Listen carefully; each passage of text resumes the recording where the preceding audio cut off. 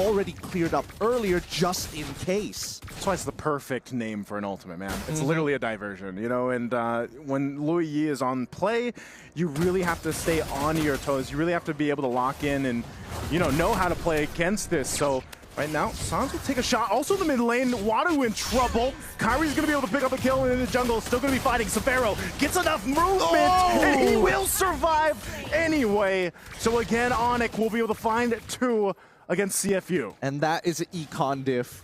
That is a huge econ diff. 5K now turning into a 6K lead. Honestly, if Onyx didn't have that 5K, Boxy probably would have been able to pick up Severo anyways. Wadu probably would have still died regardless, but even so, it's a very worth it trade for EXP and as well as gold. In this case though, Onyx currently 6 kills up on CFU Gaming, and they're now just waiting for the neutral objective. They're walking into enemy territory to deny as much econ as possible while still making sure that Kyrie has a very efficient path. 3-level lead, might I add, against Detective. It's the same thing that I was saying, you know, that we've mentioned from the previous game. Oh. And even with that, diversion, they're going to go in for it. They be able to find 2. Boxy's gone and Wadu to follow. Onyx comes through with the diversion and Zing has nowhere to go. He's going to just get run down. He's running for the turret. Maybe I can get a little extra gold before I go down as he falls as well.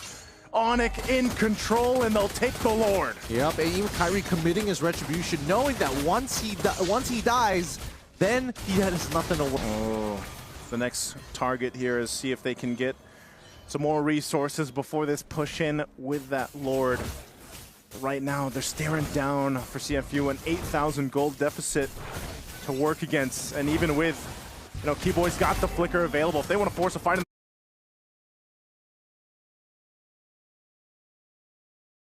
the base, they will. Boxy taking a couple too many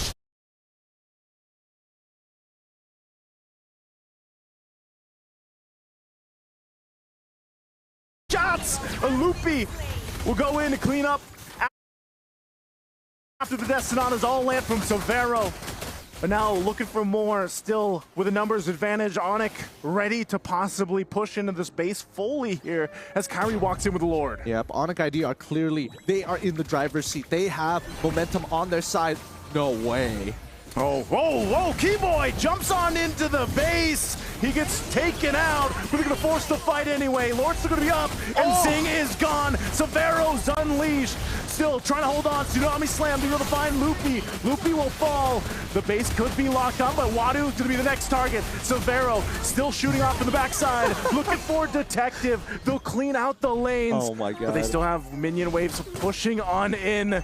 And that's going to be it. Detective jumps on in. Severo will lock on, and Onyx will take the series 2-1. Hey, a little disrespectful coming here from Onyx at the very end. If they wanted to finish it, they could have, but instead they're like, no. We're buffing up the KDs real quick. We got to show CFU. You may be our scrim partners, but we will not take this down while we're standing up. What was a dream start for Onyx, for CFU in this series, turned into a nightmare as Onyx slowly readjusted, recalibrated from the drafts to the execution to showing CFU, we have you read. Yes, don't fix what's not broken, but you have to change what's already been read by your opponent. I think it's all about tempo, right? There's such a big tempo difference between the two. I mean, Zing, this could have been his key moment right here. Severo literally had nothing left. He had no energy. He got 3 auto attacks because of the fact that, oh, I hit a minion, I flickered into the bush, I still can't see you. And by the time I slide tackle in, it's too late. Yeah, you know, that's happened to me before, so I completely understand. It happens to the best of us. But yeah, nonetheless, I just think, you know, Renmar really mentioned it. It was the adjustments that we saw Onyx made from not just the draft, because they were on red side all 3 games, but also just the way that they played around the map. You know, they even utilized this time around a Louis Yu, who's not picked up too much, but they played the macro really well here. Yeah, also the difference in the EXP lane picks. You have a Hilda who has to literally run to the back line, find a good access point, while Lutfi, we were discussing this backstage, his job is so simple. Throws out the curtain call and yo-yo blitz, and that is it. The highlights will play out, but in just a moment, we're actually going to be hearing from Eterna, who is with Severo on the stage. Thank you, casters. It's Eterna here with Severo. Congratulations on that match. Okay, Savero, this was your first official Moonton international tournament. Now, how were you feeling? Did you feel pressure? Was there anything that was going on? Any jitters? Buat Savero tentunya ini merupakan MSC pertama kamu ya. Jadi gimana perasaannya? Apakah ada sedikit gugup atau nervous mungkin? Dikit doang. Ya masih mungkin karena masih awal-awal sih perlu penyesuaian doang. I think maybe a little bit because like as you said, this is my first time. But hopefully in the upcoming match, I will be much better. Okay, okay. I mean, you did really well, right? That laning phase with Sing as well, it was amazing. So now the thing is, we've been hearing that you guys were scrim partners. Is this true? Are you guys scrim partners?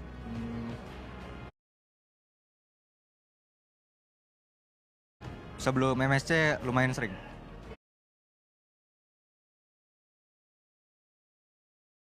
Before MSC, yeah. So, quite a lot. are the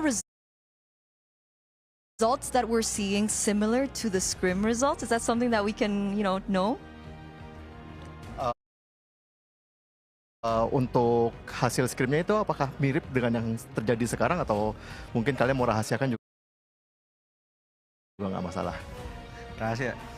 Okay. Yeah. So it's a secret. Okay. We don't want anyone to know. Okay, it's a secret, it's a secret. But how does it feel to finally meet them on an international stage? Jadi bagaimana perasaannya untuk bisa bertemu mereka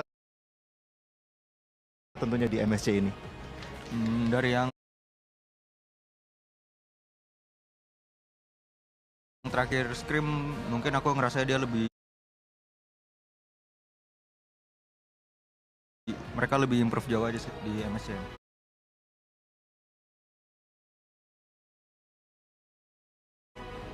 So I think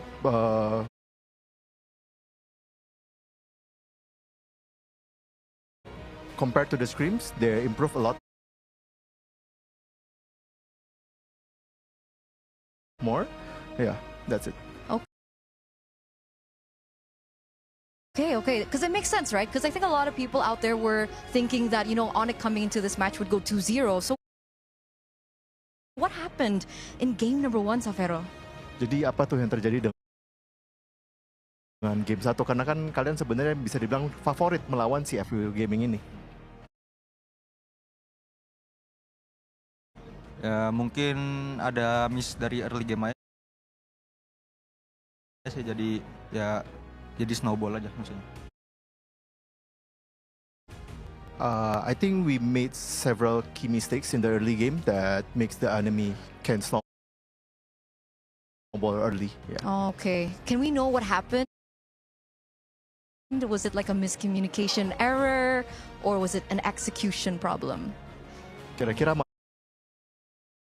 masalahnya di mana tuh? Apakah dari miscom atau mungkin dari eksekusi atau gameplay? Miss eksekusi aja sih di awal. Just execution problem. Okay. So earlier on, I got to interview Oheb. Of course, you know Oheb, right? Yeah. Okay.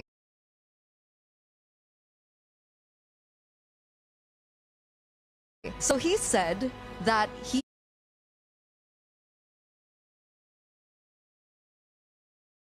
was expecting you to move forward against CFU. And when I asked him about how the laning phase will go against Savero, he was like, maybe yes, maybe no, maybe I can beat him. What do you think? Do you think that you can beat Oheb in the gold lane? Kayaknya bisa sih. Oh. I think I can. Okay, you think you can? That's the confidence that we're waiting for, Savero. So once again, thank you so much and congratulations, and we'll see you in that next match against TLPH. But before I let you go, I do want to ask, do you have a message for TLPH in your next upcoming match? Apakah ada pesan-pesan untuk TLPH sebagai lawan kalian berikutnya? Good luck, have fun aja.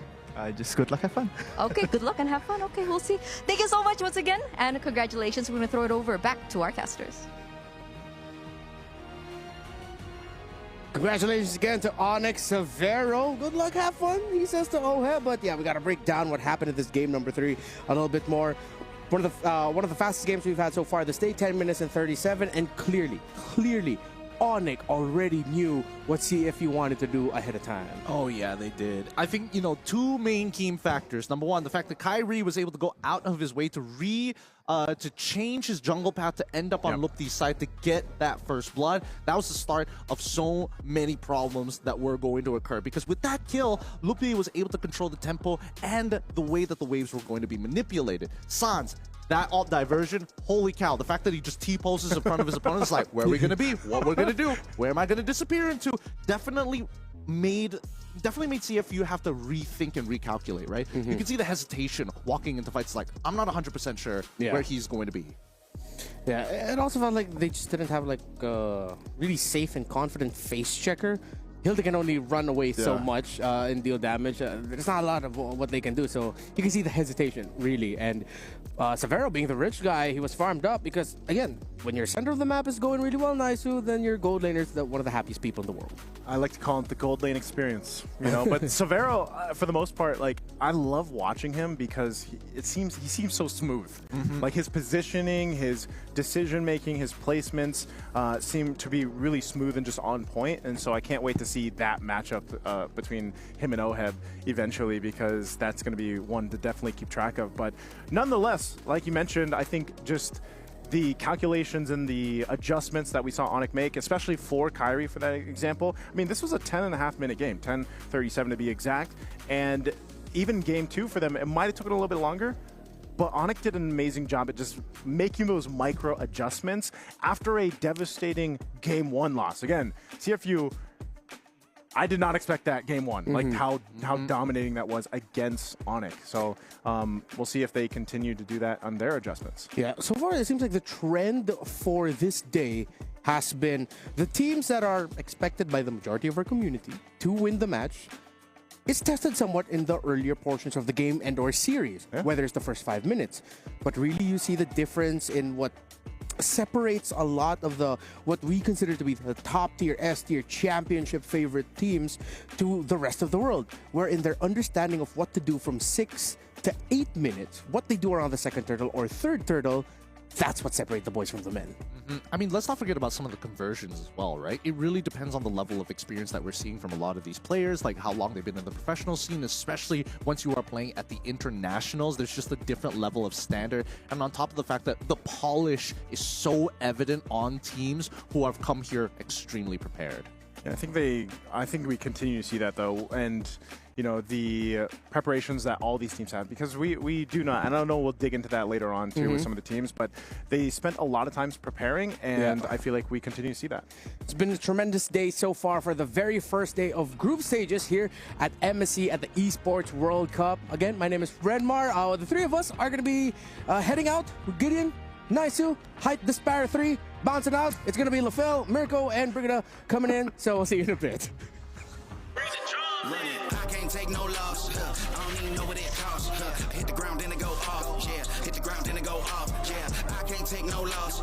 I don't even know what it costs. Yeah, I hit the ground, then it go off. Yeah, they feel it's my time, think it's my.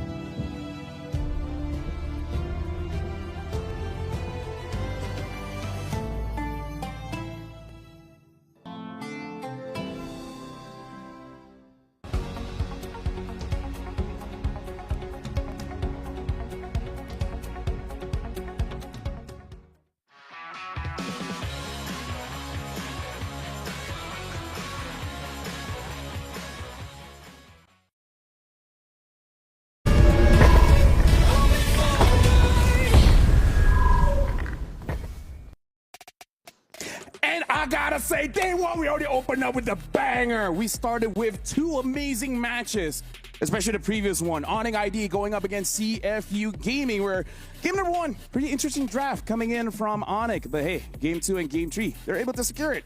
And talk about that, we got 1.15 million viewers watching that match. Welcome to Gang Can Gather MSC here at the Esports World Cup. My name is Afel. Alongside me is Mirko as well as Brigitte. That was an amazing match too. I got so hyped after what happened. Hyped in a way that we're seeing much closer fights than we expected in the first two series of the day. So what more are we expecting, especially in the latter portions? And we have two more series upcoming for the rest of the day. Yeah, I mean, there's a reason that match that we just saw earlier, Onyx versus CFU, was considered the match of the day, right? Yeah. It was banger all the way from the start of the game, from the start of the series, all the way to the end. Roller coaster of emotions, but Onyx got the job done.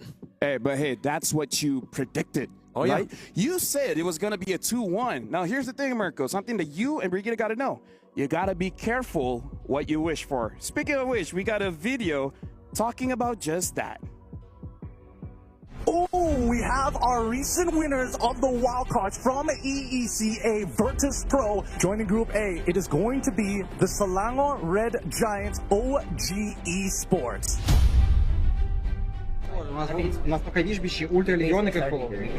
SRG? I think we can win SRG if we perform well. I hope for 2-0 to choose the team after we qualify, but we'll see what happens. Who's the one that talking? Pluto? Who? I don't think 2-0 is possible for them, but I mean, if they're confident enough, then we're more confident than them. So 2-0 will be on my side. I think it will be a good match going up against them because they had a good wildcard run as well. So it's going to be an exciting match and we're well prepared against them. Let's see later if they can 2-0 us. So we already see Virtus Pro saying that, hey, we can take down SRG 2-0. They look pretty calm, and SRG responded with calmness as well. So be careful what you wish for. Brigitte, do you think Virtus Pro, do you feel like they could do it? I mean, part of me, and I feel like even for other talents, they feel like there is a chance that they actually show up. Yeah. But whether or not they're able to win, maybe that might still be a question. But personally, after hearing what they had to say, this might as well be one of the matches of the day for me, personally. Hey, everything is matches of the day, right? Now we're looking at Virtus Pro, and again, they are the champions of the wild card. So they had extra time here in Riyadh to get themselves comfortable compared to all the other teams. Is that going to be an advantage, or is it just going to be a non-factor? I think it's a double-edged sword, right? Looking at it, obviously they have a little bit more time to experience the stage here in Riyadh to just sit and adapt to the weather, everything here in Riyadh, and also to the strats. We saw that in the wild card, they were very good at early game setups. Amazing when it comes down to getting control early and snowballing. But they do struggle into mid to late game, which I think is one of SRG's strengths. No, that's true, because the thing about SRG is that they somehow keep losing the early, but come mid-game, talking to Remar as well, it seems to be the theme of the day where minute 6 to minute 8. That's like the crucial part. That's where you win or where you lose. Yeah, it's very, very crucial to win out in the first. I think I would say Turtle 2, Turtle 3. Those are when the big fights start to happen. That's when the real snowball starts to happen. You win Turtle 1, I think a lot of times teams would actually just give it over now. Yeah, although I'm starting to wonder on how the draft is actually going to pan out between these two teams, because I believe even the coaches have sort of some history between them already. And that's the thing, like they probably have somehow picked up a lot of the metas, especially ever since Wildcard, which based on the first two matches we've seen today, don't differ that much. But Arcadia, like even Fly Solo, okay, both of them, they're very adaptable and flexible coaches when it comes to that. Yeah, but now we got to talk about Selangor Red Giants OG Esports, because the thing is, they looked okay at the start of MPL Malaysia. But then when Seb starts coming in, talking to the players, they seem to have gotten stronger. But even I worry, are they just big fish in a small pond? Now seeing the world, will they finally start to bleed? Yeah, I think that narrative has already been shut down by themselves last MSC. They already showed the world what they could do. Yes, they dominated through MPL Malaysia, I think now 3 seasons in a row, 3-peat. But we know that they're kind of like a PSG in League One situation. You know, they're the only dominant team, but when they get to internationals, they perform. Yeah, and they've done that 3-peat in MPL Malaysia, yes, but like in MSC, there's yet to be a team who has actually completed a back-to-back record. And so that is another challenge for SRG OG if ever they do want to accomplish that this year. Hey, you know what? It's a long name. I get it. But speaking of long, 10 years is a long time. And this is where we'd like to say thank you to you guys because Moonton got nominated for 3 different things. Publisher of the Decade, Game of the Decade, as well as M5 Live Event of the Decade. Make sure you guys go over to esportsawards.com/vote and vote for us because I gotta say, 10 years you guys have been supporting us. That's amazing. No wonder second match you already had over 1 million PCU viewers. Yeah, we're gonna break that, I think, as we get on with the days. That was only match 2 of day 1. So very interested to see exactly how it plays out. Maybe one of the Virtus Pro wildcard matches, wildcard team matches can get all the way there. We've been seeing a lot of fans coming over from ECA. If they got 2-0, that's...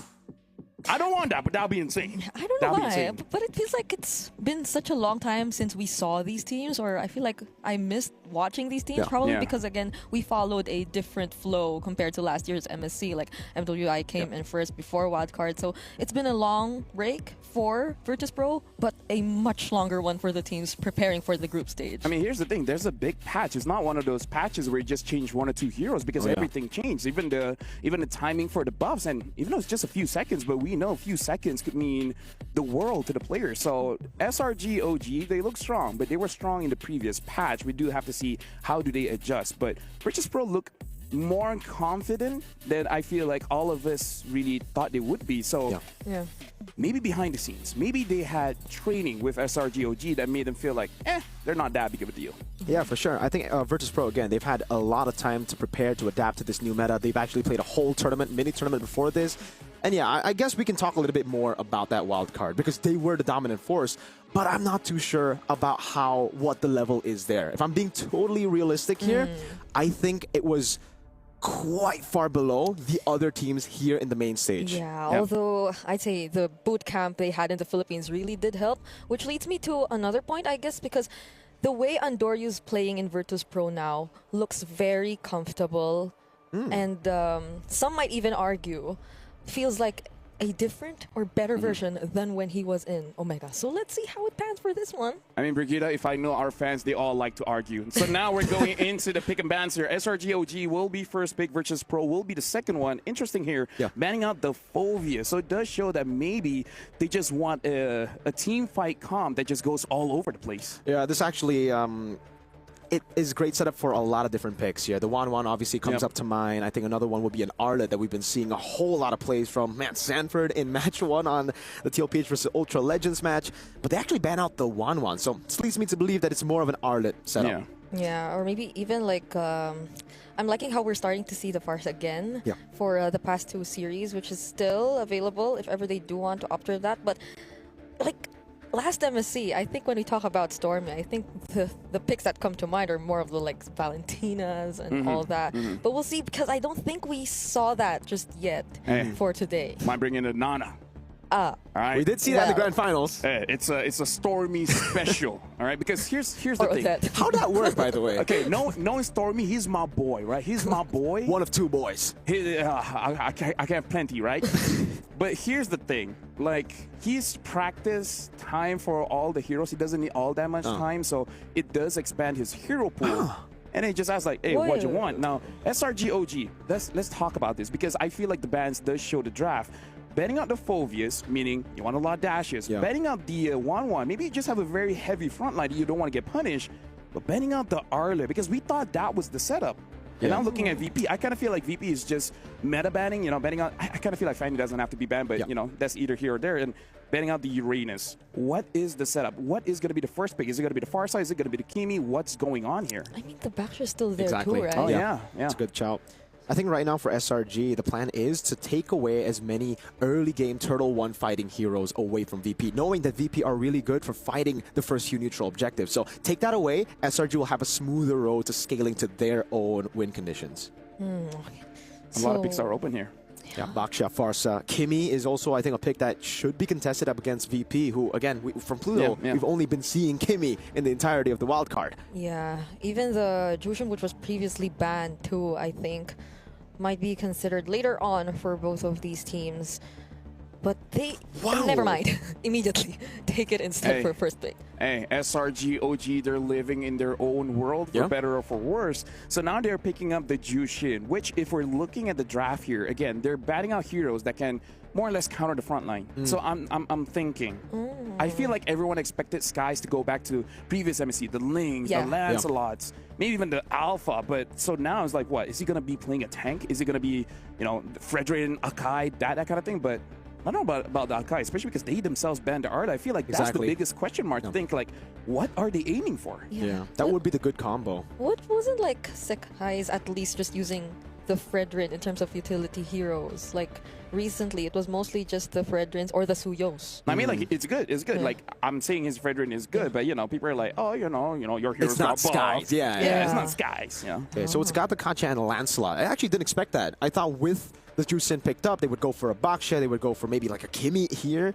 But I guess they're thinking, all right, Jushin was already picked up. There's no real reason for us to pick up the Kimi early, knowing that the mid lanes are already there. It actually sets up for double carries in the first phase. It's a CC and Joy pickup for SRG. Whoa. This is very interesting. I haven't seen SRG draft like this in this patch, but this looks like they're drafting the previous patch. Yeah. No, because this is exactly their opener back in MPL, which is like what? Looks like an M6 draft too. A month ago, at least. And even if you pick like the Farsa here, wouldn't you be a little like uncomfortable considering that there's already a Joy in the lineup of SRG, or regardless? I mean, Kimi. Oh, yeah, that too. Yeah. Kimi would be a safe choice, and they go for the safe choice there, VP. Again, Pluto, he's only really picked up Kimi for the most part. If it's not banned out, he will always go for it. Now we're going into the second phase where VP have a good shot at banning out the gold lanes. Now, they have first pick on red, so they can actually contest for the gold lane that's open to leave SRG with less heroes. Yeah, but the thing is, knowing Innocent, he probably legit doesn't care. He legit doesn't care. He's innocent. Because this is a real thing that happened before, where they were discussing and they could not decide which gold laner to pick, and he's like, you know what, Clint. It's like I'm just gonna pick Clint and then I'll make it work, and he made it work. Yeah. So I think this is one of the advantages for SRG OG. They can delay the gold laner just because they have that trust in Innocent. Yeah, now they seem to acknowledge that and not ban any gold laners anymore. Though, I'm wondering if this Gato... There's a lot of frontline punish here. What is their plan here? Because CC and Joy doesn't really scream, you know, oh, we're so scared of our frontline. What hero is Yum's going to be using? Yeah, I think, again, for SRG, it's just them trying to play with their strengths, right? They are very, very good in the mid to late. They struggle sometimes in the early game, and that's why they're taking away as many setters, as many heroes that can force fights early on to get that lead, to get the snowballing going for VP. I think, I mean, the Kalea is still open, though VP seems to be... Oh, well, there you go, man. Yeah. Okay. Hey, good shot, good shot. I thought VP would be the ones that actually threatened that pick. They actually banned it out themselves, so... I hope they don't pick the Boxia, because this is already not a great draft for Boxia, for VP, I mean. Yeah. Yeah. A lot of shred. Yeah. But then SRG can pick it up if they want it. So I'm wondering what does, like... Do they think or do they plan to put the Gatot? It's likely gonna be Rome, right? Like, I don't see any Gatot XP lanes anymore. But the mere fact that there's already a CC, and I feel like the entire gaming situation was a testament to how CC is kind of like up there in terms of the XP lane matchup. So it's gonna be tricky already for VP to think of that. Yeah. So, like, how do they deal with the frontline pressure that SRG currently has? Who's gonna protect the Kimi aside from the Gatot Kacha? Well, usually when you're up against this kind of composition, you want a little bit more peel. You want CC. How you counter the CC? It's with CC, but not the hero, the crowd control. CC countered by crowd control. So VP, I think they could take a page out of CFU's book, pick up something like an Edith that will be pretty solid to just lock her down in lane and in the team fights, or go MWI and pick up Belleric.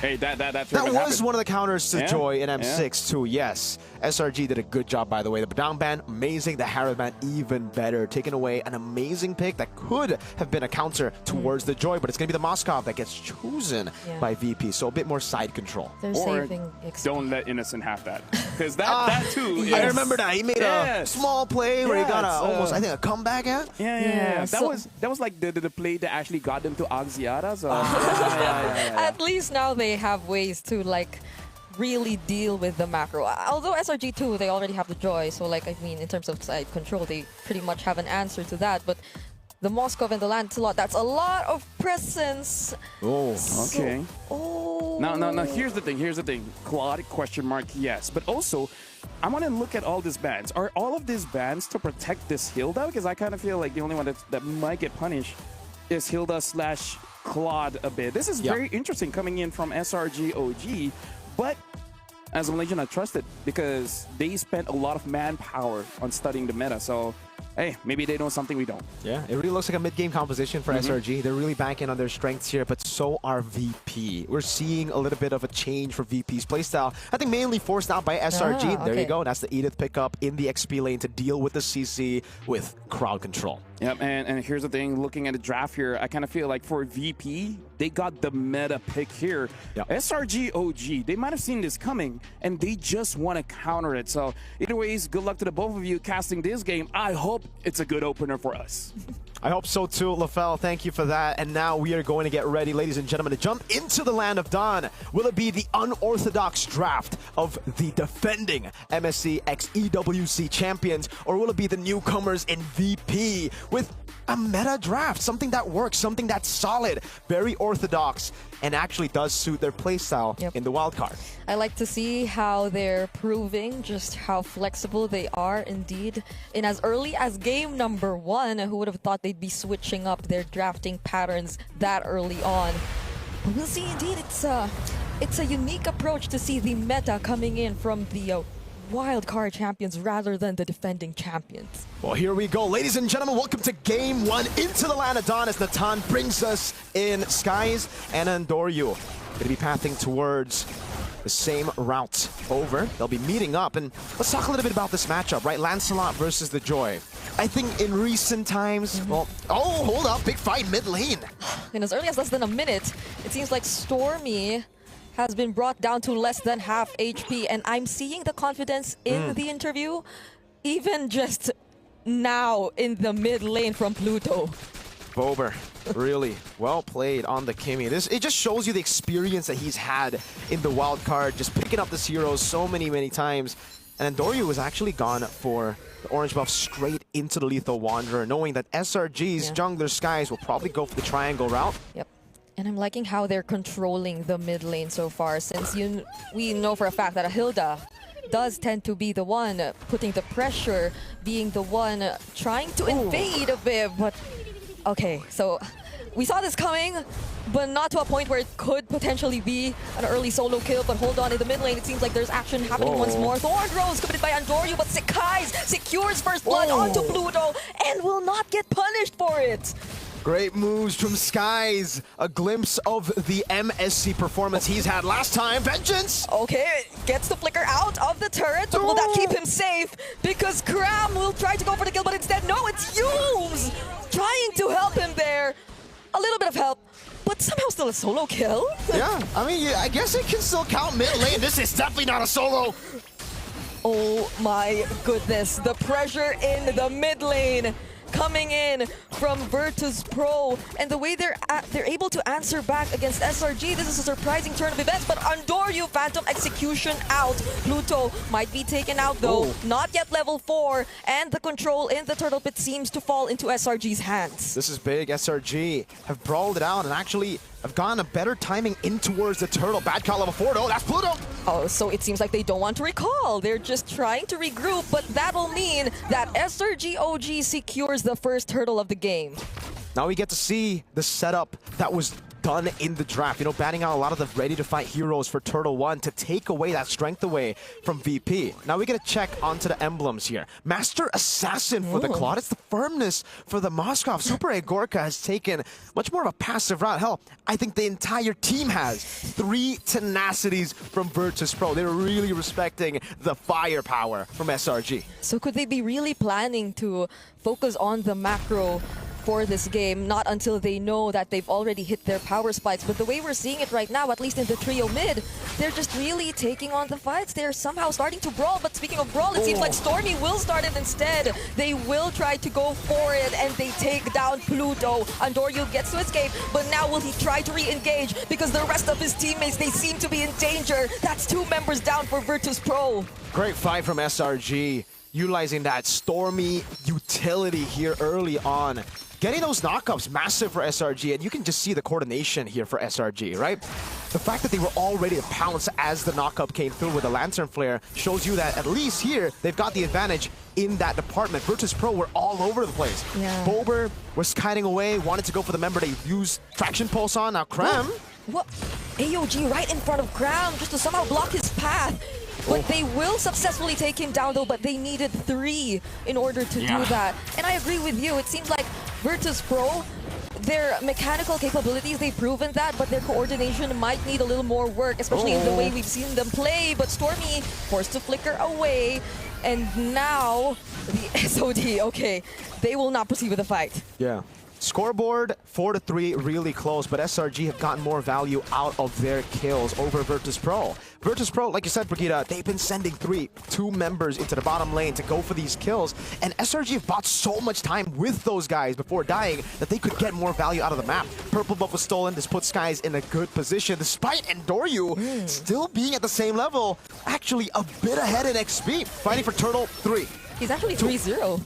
It's a really good standing, but again, even despite him being a Lancelot, if SRG OG are able to just dominate and control the objectives that way, it's gonna be a little difficult for them to contest. And now they can immediately transition to the top lane, although Andoryu might try his best to defend. They might not let go of this tier 1 just yet, and that's another thing I feel.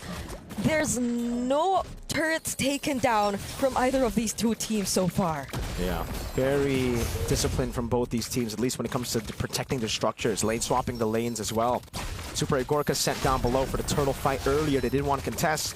And at least when it comes to the macro, it's great for Virtus.pro, right? They have been on the back foot for the most part of the trades, but they know what to do. Here, bad cut. Oh, bad cut. There's the AOG as well, but will not knock up any single member. Bober tries to go for Sakai's, but on the other side of the map, Yumes is the one taken down.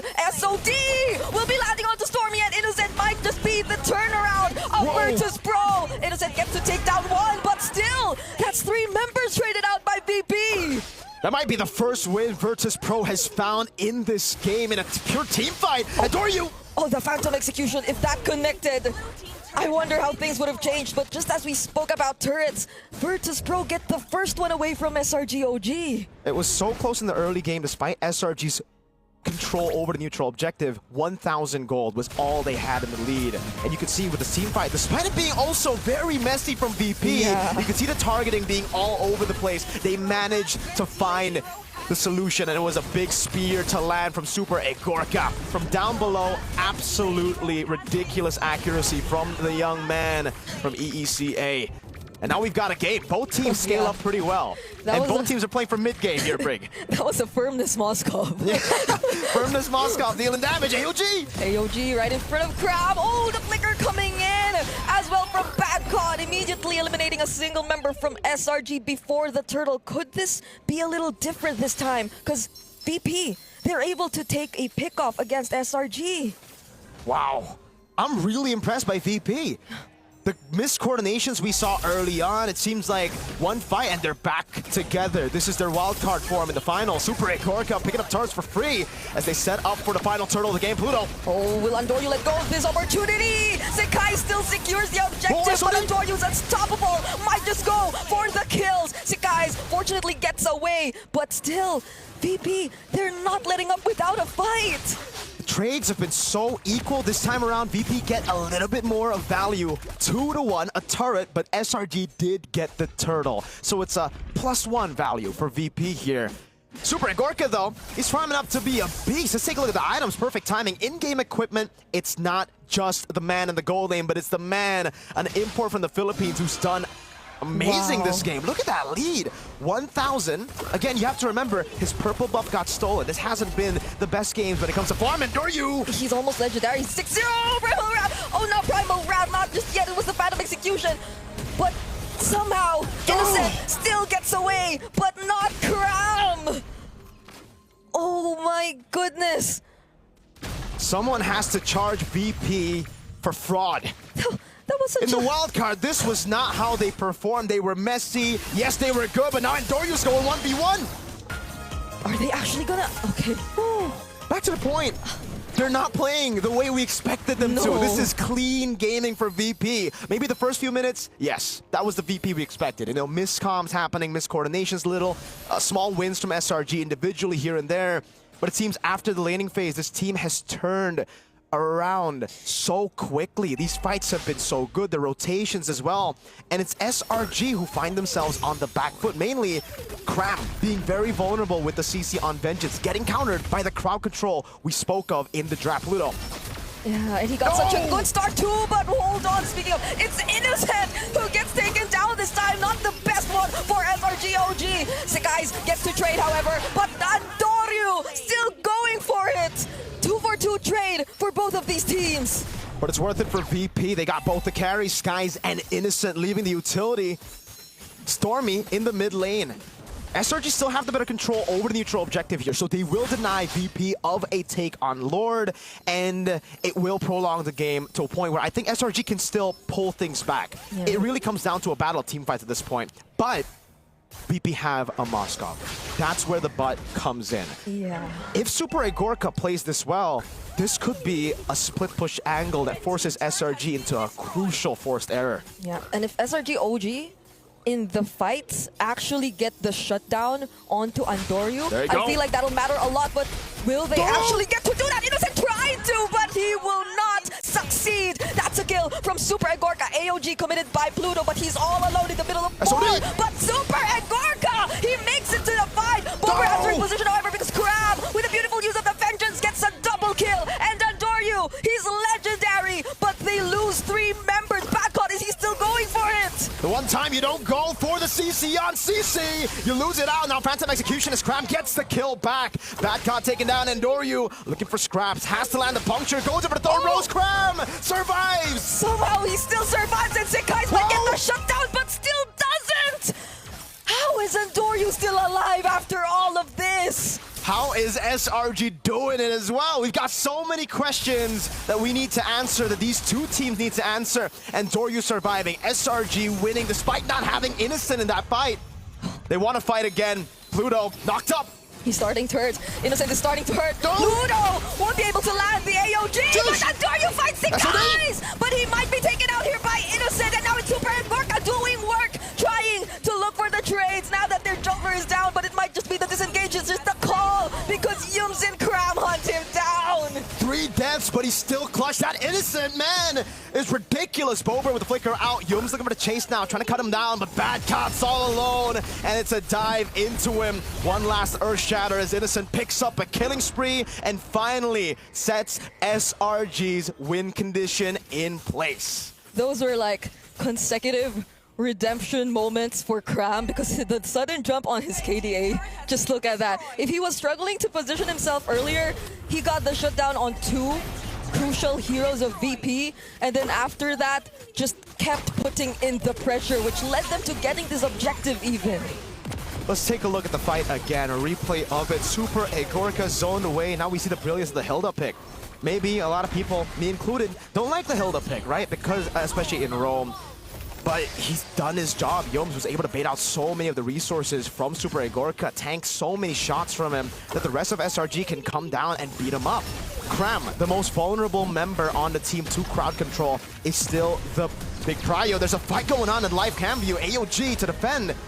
Let's take a look at it. Oh! Super Agorka Finding Sekai's. Will VP actually go for this fight knowing that their jungler is down, but they focus on taking down the Lord for now. That at least exposed all their inhibitor turrets, however, and somehow an advantage for SRG. Did Super Agorka get a solo kill? This guy's walk up too aggressively because he did land SOD, yes, but when he did, Skies was already super low. So there was probably a fight before that, but speaking of the fight, look at this curtain call! Latched onto Pluto and Super Agorka!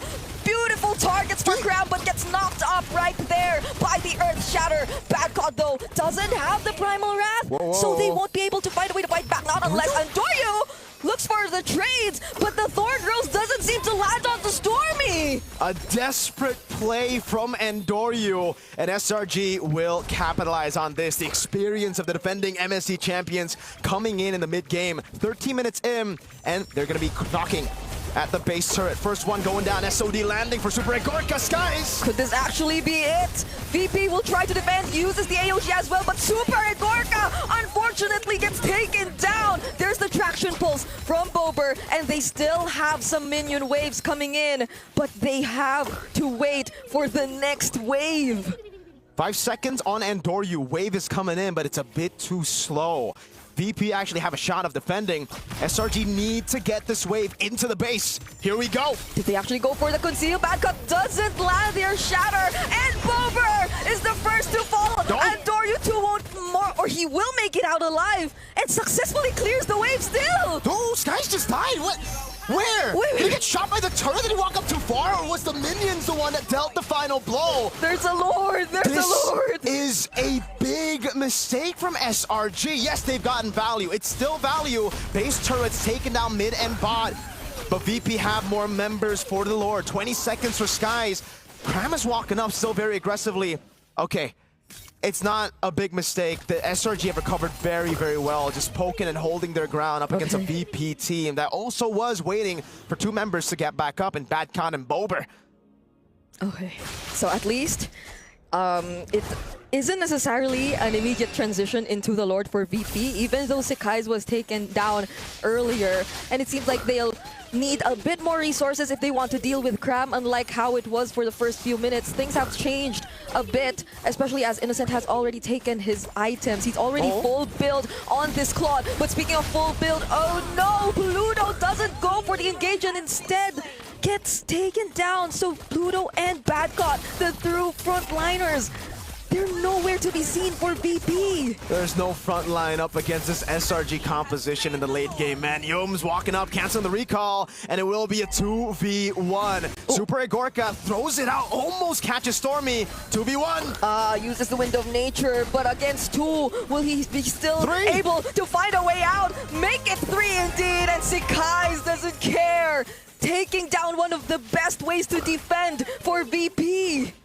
30 seconds on the death timers. SRG are looking to go for just 1 wave in the mid lane. They think it's going to be enough. They've shoved up top. No, wait. Yeah, they're just going to go for the mid lane, straight into it. Cram with the curtain call over to Bad God. Okay, the curtain call was already used, but it seems like they're not going to care. Andoryu doesn't land any of his skills, and instead, SRG OG gain access to the base. It's a killing spree for Sekai's, and after 16 minutes, they finally end the game. That game right there was a perfect way to describe the Selangor Red Giants OG Esports playstyle. They wait to mid. They might be a bit messy, but they make up for it with ridiculous team fighting and mechanics. Can I just say that was weird and familiar at the same time? They're very chaotic because this is the thing about Selangor Red Giants, right? Where, you know, they lose the early game. Yep. They get some items. Yep. Something happens and then profit. Yeah. Value. But if in some way, right, VP were able to capitalize a bit more on some of those mistakes, it could have been very dangerous for SRG. That's Malaysia team for you, man. I don't know what, like, we're the most entertaining for a reason, right? We gotta have that comeback story. Absolutely. There's always gonna be a comeback story, and this was the moment where they actually took control of the game, and a massive action from Super Agorka. Ridiculous accuracy, like we mentioned. Bober getting a stack too. But yeah, VP, I think they went back to, again, this is the problem with the experience gap, right? Yeah. Inexperience really costed them. They didn't know what to do after getting the lead. It was very messy, and I think more so SRG knew what to do better. Yeah, we were pointing out the entire, oh, no one's able to convert just yet, even though the lead's already clearly in VP's hands. And the moment it was SRG who was able to do that first, it just felt like VP started getting lost. I kind of feel like we got to break down the draft as well as the itemization a little bit later, because I kind of feel like for SRG OG going up against VP, it's more about them understanding what is going to be the target. And they're definitely targeting the front lines here, both Badcott as well as Pluto, because again, even in the bans, a lot of those frontliners are taken out. And then picking up the CC here, we rarely see an EXP laner having the highest amount of damage in the game, but it makes sense, right? Because percent HP damage does a lot. My boy Crime, he was smiling. He was like, oh, that was my game. That was my game. Because here's the thing. Even if we're looking at the items later on, even Stormy using that Jushin, there's a lot of tanky items because he understands. And Doryu, he knows how to play. So he just got to stay alive and actually lift some people up. Oh, I actually liked the way Stormy was able to be very precise on using the Crimson Beacon and all that. It's either just to really position herself outside of the Thorned Rose or even away from the Phantom Execution, or if not, if she knows that he knows, MWI, if he knows that you're somehow able to go for the punish and VP have overextended, then it's a very on-point decision that we've seen from Stormy a lot of times in this game. It's just very decisive, right? Again, it comes down to the experience. I think Stormy, MSC champ, all right? Experience there already. He's always been very decisive, even in the M6 World Championship when a lot of people thought he was declining in form. The one thing that stayed true was his decisiveness. He would be the one to go with Lo Yi and just teleport forward, and he would just stick to his plan. Yeah, I gotta say, it's just mostly about the setup because it makes it look like for SRG OG, they completely understand who's the setup and who's going to be the payoff, because Sakai's did a lot early to mid, right? But then later on, when Cram started to be able to tank some of those damages, then he starts actually shredding everyone else, and then Sakai's like, okay, now my job is actually just to make sure that the objectives are taken, and then if needed, I'm going to be taking out that backline. That was a very good opening game, like question marks all around, because that was very chaotic. But now we're actually going to be checking out a video about the defending champions, SRG. When you rise, everyone wants your throne.